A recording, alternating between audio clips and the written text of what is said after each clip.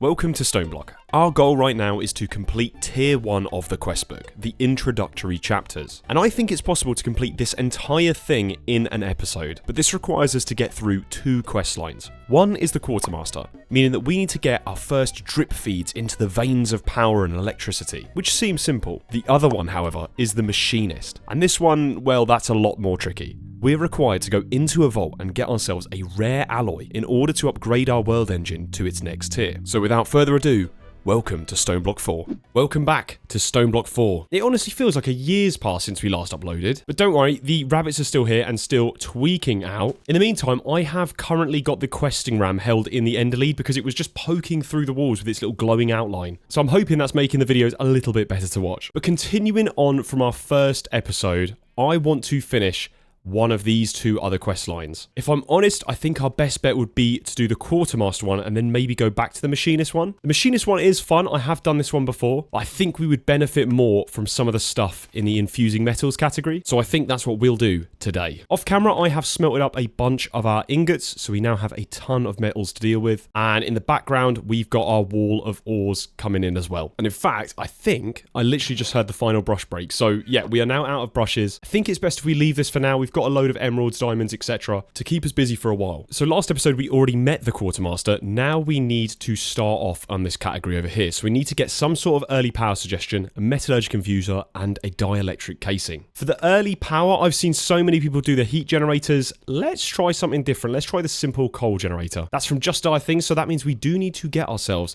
some primo gel. How do we make this? Super easy. Sugar, clay, rotten flesh, and dirt, and we can make ourselves one of those. And to make the ferrocore ingots, we're going to need to make ourselves a couple of blocks of iron. If I plonk down the iron here, plonk the primo gel on it, and then right click the iron on all of its sides, I can then right click with either sugar or rotten flesh to activate this, which will permeate all of the ferrocore stuff through the blocks of iron. I don't have the setting enabled where you can see it with shaders, but if I take them off, you can see it's now spreading. And we need to let this get all the way to the edge of the iron block. Like and subscribe, like and subscribe, like and subscribe, like and subscribe, like and subscribe. In the meantime, we can get started on the other things, which is the metallurgic infuser and dielectric casing. The metallurgic infuser recipe was incredibly simple, just requiring some furnaces and some osmium. The dielectric paste, however, well, that was a little bit more confusing. We need blaze powder for, or lava buckets. Well, we can do lava buckets, so I'll do that. We just need to get ourselves the entropy manipulator that we got last episode and right click the floor to get ourselves lava. And we will do two of those bad boys. The rest of the dielectric casing was incredibly easy to make, and we already had all of the items required for it. So once I finished that, it was on to the next item in our list, the dielectric casing. Perfect. And I think that was just in time because we've now got the ferrocore as well. If we harvest all of that, we'll get the raw ferrocore, and if we whack it in our smelting setup that we made last episode, that will turn into ferrocore ingots. And 4 of them will now make the simple coal generator. And that's that quest finished. We just need to accept it, and we get ourselves a modular router. And then next up, we need to make ourselves the steel plates, electrum wire, all of these things over here. And so looking at the recipe, we can already do the dielectric casings because we've just done those already. We need the steel mechanical components, which requires steel plates, which requires steel itself. Basic control circuits, which come from the metallurgic infuser that we've just crafted. And electrum wire. Now that looks pretty simple. We just need to roll down electrum, which we can make in our alloy kiln from last episode. So none of that looks particularly difficult. So it seems to me that one of the most important things we're going to be needing is a lot of steel. Steel's got quite a few little recipes. I think one of the best recipes we can have access to is either the Orotech one or the Ender IO one. Or you could fluid alloy the molten iron and molten carbon, but molten carbon's a little bit of an awkward one because you need to get carbon fiber strands. Okay, so I've got the strategy of what we're going to be getting. We're first going to need to get ourselves the enrichment chamber, which will require steel itself, so we're going to have to use the metallurgic infuser for that one. We then want to make ourselves a crusher, and then lastly, we want to get into Ender IO for the alloy smelter. But we then had a surprise visitor of a wandering trader. I've seen that pitcher plant. I think that's an infinite source of water, so I'm going to grab one of those from the wandering trader. I don't know how useful it is, but we'll give it a go anyway. We'll see if we can grab maybe a couple. Okay, just the one, fair enough. And just like that, then he suddenly disappeared. I don't know what happened. In the meantime, whilst I make some of the basic mechanism components, the first thing that I want to be doing is making ourselves the productive metalworks foundry. All of the recipes for the foundry require the fire bricks, which comes from fire clay, and that's just sand and clay, which should be easy because we've got an infinite source of cobblestone, which we can literally just mince up down into sand like so. Perfect. And we'll craft as much fire clay as possible. So to get started with the foundry, we're just going to need to make ourselves the main components over here, alongside some drains, and then lastly some of the fire bricks to finish that off. So that's the black foundry controller sorted. We'll make ourselves 9 of the liquid heating coils. We'll grab ourselves 2 of the tanks. We need a casting basin and then a casting table alongside 2 of the foundry taps. I think for now we can get away with 1 drain, but we might need another one later on. And we'll make a few more of these black foundry bricks. For our foundry, it requires quite a little bit of space, and so I expanded the room that we were currently building in. So I've cleared up a little bit of space around this area. I've also changed up the millstone so it wasn't floating in the air. And we've now got this room over here. I think I will now get started with the foundry, and I'll plop it over here. We need to pop down 9 of the heating coils, place the foundry controller just over here, along with the tanks over to the side of it. Doesn't really matter how you place this. This is just a setup that I like.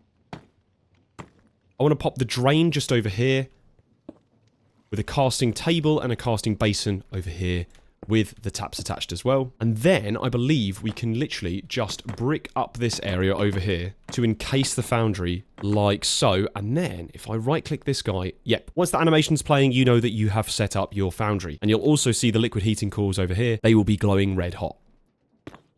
I'll extend this a little bit so we've got even more space. And that should be a pretty decent small-sized foundry. And we also might as well claim some of the quest rewards because we do get ourselves some extra cash. To fill up our foundry, what I'm going to do is just remove all of this and change it into lava. And pick up all of the buckets, place them back down into this tank. A very messy way to fill up this foundry, but hey, it works. And I believe we've now filled up the entirety of that tank there. I'm also going to get a start on our steel production here by putting 32 coal in there and 16 iron ingots. And then we'll recycle the enriched iron that comes out of here and pop it back in so that eventually we'll end up with a load of steel dust. And so I started off just trying to make myself 8 of the steel ingots for 2 of the steel casings. We'll grab ourselves the enrichment chamber and then we'll make ourselves the crusher as well. And for now, I'll plonk them all attached to our coal generator so that they've all got power. For the alloy smelter that we need to get ourselves a couple of iron gears, a few furnaces, a void chassis, which is going to involve grains of infinity. Now, luckily, there's a recipe in here that makes this really, really simple. You just need to get gravel, throw it into fire, and you'll get grains of infinity out. We'll craft ourselves a flint and steel, pop that down, and then throw all of our gravel inside. And that's a stack and 17 grains of infinity, which we can then make the void chassis. And now we just need the obsidian. And for the obsidian, I believe we can use this entropy manipulator again. We can right-click to make lava, and then shift right-click to turn that into obsidian.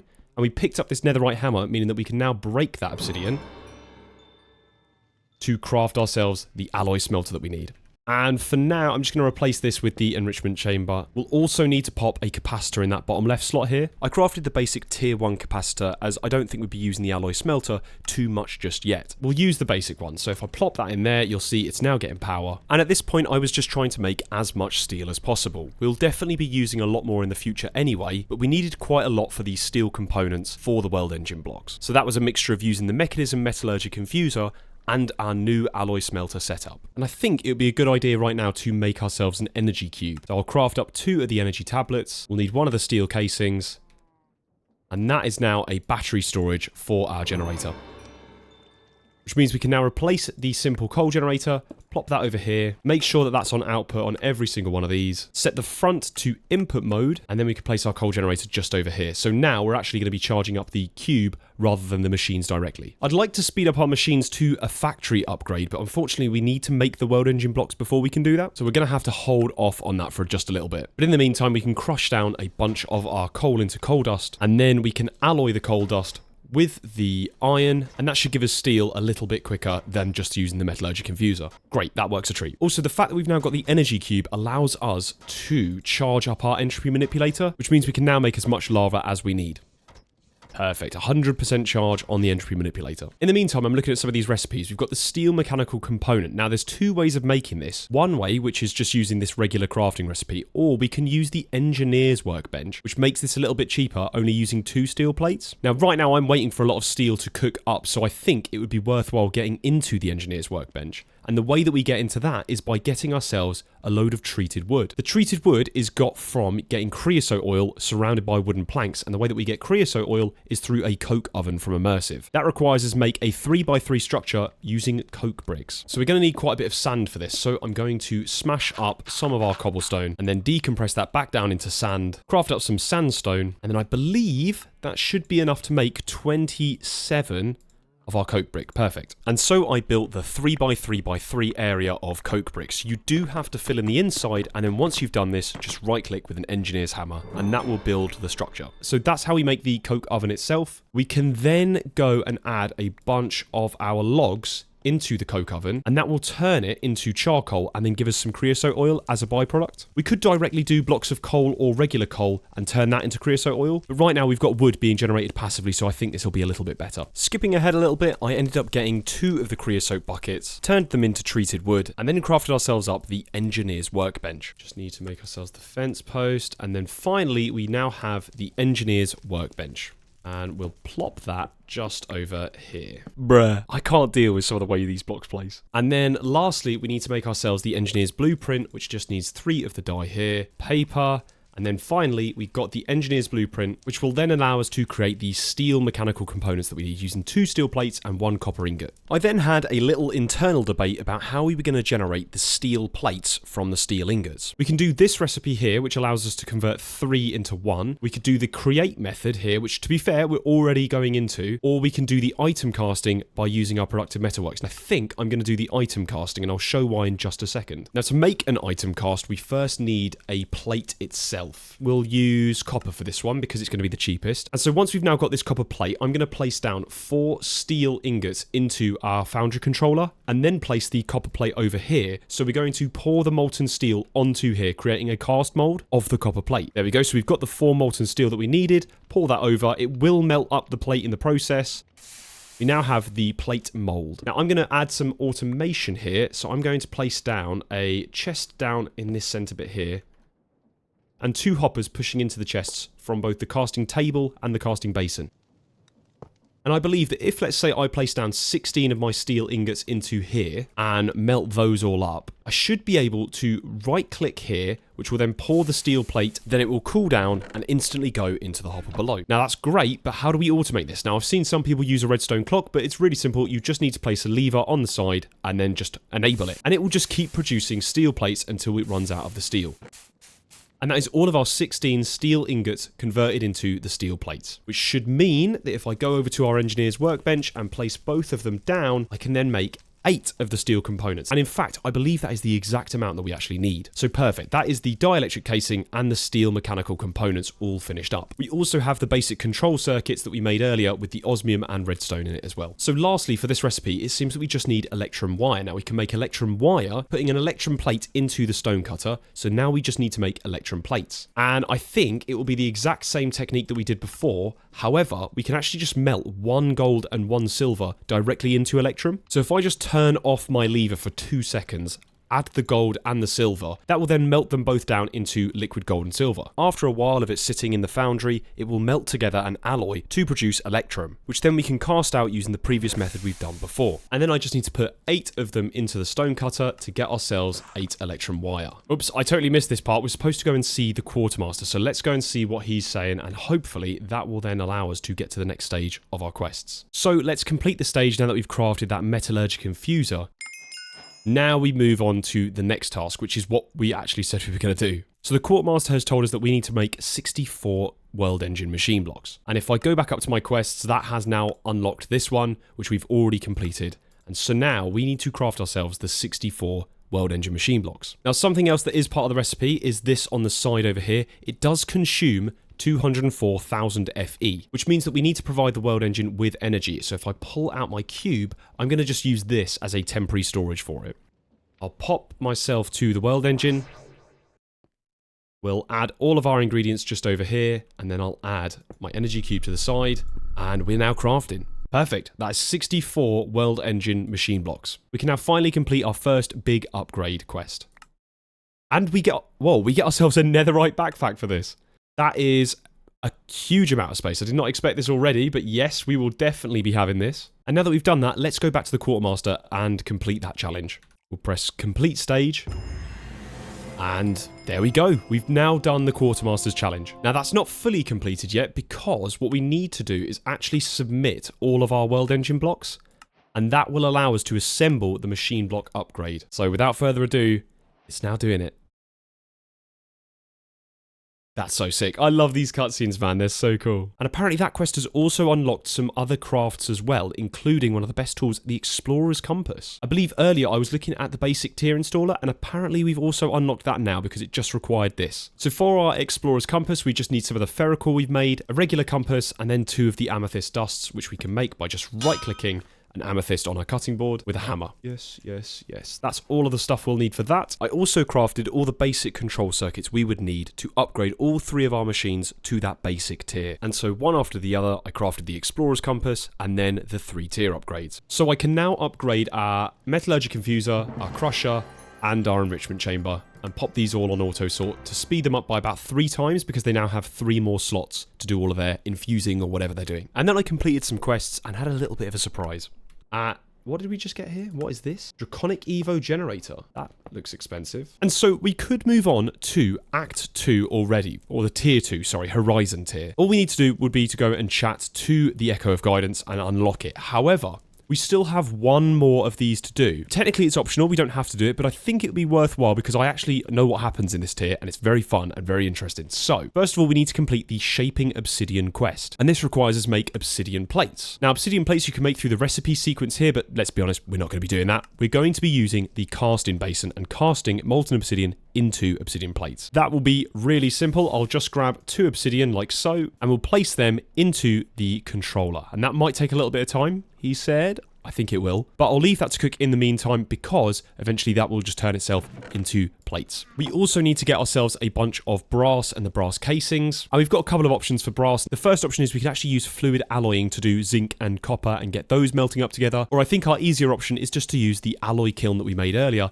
and just plop both of those in there. And hopefully that should make ourselves the brass that we need. Yep, that does. And that makes 2, which is very handy. To turn that into brass casings, we just need to get ourselves a couple of our logs, strip them down, and then right click with the brass ingots. And that gets us the brass casings. As if by magic, our obsidian plates are now coming in, and I don't know how many we're going to get for the amount that we got, but we're getting obsidian plates, which is the most important thing. If I right click a brass casing with a obsidian plate, that turns into a train casing, which is our next quest, giving us 15 coins and a fluid hopper. Interesting. We also get some good rewards here from the Shaping Obsidian quest. We get a lava chicken, some cooked chicken, and some coins. This lava chicken will be very handy later on. And yes, for those wondering, resource production, I think I will do the chickens method. So like the quest says, we need to head back to the machinist to show them our progress. Let's go do that. We'll press complete stage. And now we're given a very interesting quest. Oh, we've also got access to some new items in the shop. Oh, we do. Oh, yes. Speed and energy upgrades. This is good. Oh, this is actually incredibly handy. I'm glad we did this. Anyway, sorry. Let's go back to the quests. The Echo of the Machinist tells us about shadow casings, created from an alloy that we can actually forge in our world engine. But right now, our world engine is too destroyed to actually be able to craft it. And so he sets us on a mission to go and find some in a nearby vault. So we have a compass here. Now, I know we got the Explorer's Compass, but we can get this compass specifically, which will direct us directly to the Vault of the Machinist. And we can also teleport if we are within 256 blocks. Let's go and get myself geared up a little bit, and then we'll begin that. The quest log recommended that we go for diamond armor at a minimum, and so that's what I crafted. Great, and let's break down our previous sets of armor, including our tools, and that gives us some time-worn fabric and chains. Right, so we are now fully kitted out in diamond gear. We've got a diamond sword, and we've also got a diamond axe. We also unlocked ourselves the player upgrade from FTB, and in each individual shop you can sometimes find that the Echoes will sell player attribute upgrades, such as attack speed increase, attack damage increase, dodge chance. So I made sure to grab the attack speed increases and the critical chance upgrades because they seemed cheap enough and they were valuable. I also discovered that you can actually upgrade your hammers further using these impact cores. You buy the initial one from the Echo of Guidance, but then after that you can upgrade it using your own materials. And so I got myself a maximum level hammer that can break a 5x5x5 radius. And this thing was insane. Let's try out our diamond destructor hammer. I'm well excited for this. Oh, that is a huge amount of space. That's ridiculous. What an upgrade. That is insane. We can literally just keep mining a massive tunnel like this forever. And before too long, we had reached the deep slate ring. Now, I'm waiting for our compass to fully be pointing in the 90-degree angle, so we're going to try and aim for 90-degree tunnels. But you can see here, we've definitely unlocked a couple of interesting monuments on the map. Something over here, waxenized copper. Interesting. I'm not sure what that is. The Weeping Well from Malum. Definitely have to check that out. And I believe this is one of the teleporters that we could have used instead. This looks like an ancient city over here. I'm not entirely sure, but that is quite cool. Either way, let's keep digging and try and get to that vault. I mentioned it just a moment ago, but you can actually buy these teleporter crystals from the shop, and they will teleport you to the outer rings, which saves you having to dig these massive tunnels. Now, whilst I was digging these tunnels, I actually bumped into one, which reminded me of this. And so I thought it would be good to go and get these teleporters anyway, because we'll probably be traveling back and forth between these different rings, and it would be much easier to do this with a teleporter than walking by foot. And to be fair, I don't think we need these other deep slate ones. We could just convert them back into regular ender shards, which I might do, but for now, I'll just keep them in our system over here. But it may be worth doing that in the future. I'm also going to upgrade our pocket storage so that we can upgrade it to hopefully this tier here, the diamond tier. And I'll also add cobble deep slate to it as well. So that should hopefully mean that when I go to do my digging, it doesn't clog up my inventory and we now can store all of that stuff in just this one simple pocket storage. That is so much easier. That means that we don't have to faff around with what we were doing before. I'm missing quite a bit of footage from the vault itself, just purely because I didn't know what to record and what not. I didn't know whether I was going to do a spoilers-free version, etc. The vault itself is quite fun. It gives you a little bit of an introduction into Create and then goes into some puzzle mechanics, which are quite fun. We also ended up getting quite a lot of Create-based loot, which should be good for maybe later game if we ever want to get into the Create stuff. Oh, damn. Oh, you're not good. Oh, whoa, whoa, whoa. You're doing a lot of damage. And what have we found here? What the hell is this? I've entered the back rooms. The vault itself takes less than 15 minutes to complete, and it is a little bit janky with some of the things like encased fans, but luckily there is a switch to turn the vault onto the easy mode, which means that you can kind of skip a lot of the puzzles. This is also our first introduction into the loot chest mechanics, which have a little mini game that you play every time you loot a chest. The less mistakes you make, and the quicker that you can complete this, allows you to get even more loot from these loot chests. So it is definitely worth trying to get good at this mechanic, or bringing in lockpicks to automatically complete it at the highest percentage. But either way, we ended up getting ourselves the shadow steel that we needed by completing the vault. Then we press the button, and I think, hopefully, is that done?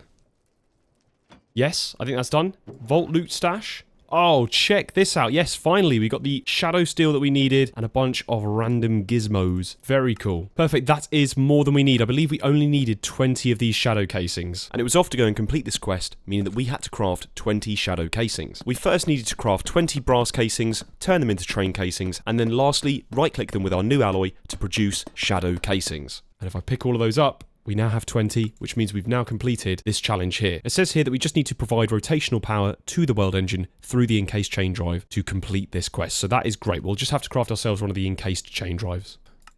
Like so, perfect. And now we can complete the quest that we were looking for. Interesting. Ring of greater discount. That seems pretty useful. And then we just need to speak to the Echo of the Machinist. And so I hopped over to spawn to go and complete the quest. Echo of the Machinist and complete the quest. Fantastic. Whoa, that is crazy. But we've now completed the entirety of the Tier 1 chapter. All we need to do is now just auto-build the shadow casing upgrade. Let's go back to the world engine, open up our quest book, and submit those items just here. Submit, submit, and then assemble the machine. Awesome. That is the Machinist completed. You can see there, we've even got the chain drive down below, which means we can now power this with whatever Create stress units we're going to need later on. So now that we've completed Tier 1, I think it's best to move on to Tier 2, but that will be another episode. Thank you very much for watching. Make sure you smash like if you enjoyed the video, and I will see you all next time where we start on Tier 2 Horizon. Take care.